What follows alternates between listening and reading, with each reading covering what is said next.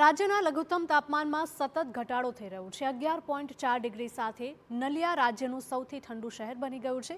અમદાવાદમાં 14.9 ડિગ્રી અને વડોદરામાં 12.4 ડિગ્રી તાપમાન, રાજકોટમાં 12.6 ડિગ્રી, સુરતમાં 15.1 ડિગ્રી તાપમાન નોંધાયું, ભાવનગરમાં 14.6 ડિગ્રી, ગાંધીનગરમાં 14.1 ડિગ્રી તાપમાન, તો ડીસામાં 13.8 ડિગ્રી, અમરેલીમાં 11.2 ડિગ્રી, પોરબંદરમાં 13.4 ડિગ્રી તાપમાન નોંધાયું છે।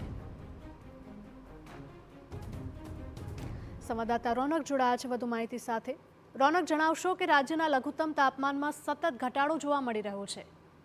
બિલકુલથી ડિસેમ્બરમાં જેમ જેમ આગળ વધી રહ્યો છે તેમ તેમ ઠંડી છે તે પોતાનો ચમકારો બતાવી રહી છે।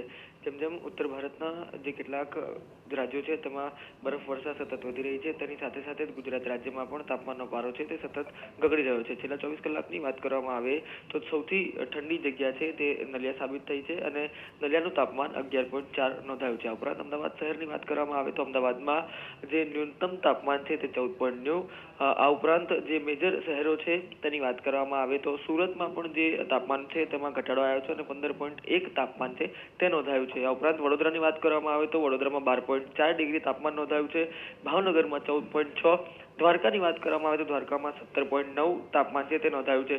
રાજ્યના પાટનગર ગાંધીનગરમાં પણ આ જ પ્રકારે 14.1 તાપમાન નોંધાયું છે। એટલે કે જે મહત્વની વાત કરવામાં આવે તો 5 થી વધુ સ્થળ એવા છે જેમાં 2.9 ડિગ્રીથી લઈને 3.1 ડિગ્રીનો જે ઘટાડો છે તે આવ્યો છે। એટલે કે ઠંડીનું તાપમાન છે તે સતત ગગડી રહ્યું છે અને જે ઠંડી પોતાનો ચમકારો છે તેને બતાવવાની શરૂઆત કરી છે। રોનક, માહિતી બદલ આપનો આભાર। 11.4 ડિગ્રી સાથે નલિયા રાજ્યનું સૌથી ઠંડુગાર શહેર બની ગયું છે। અમદાવાદમાં 14.9 ડિગ્રી અને વડોદરામાં 12.4 ડિગ્રી તાપમાન નોંધાયું છે।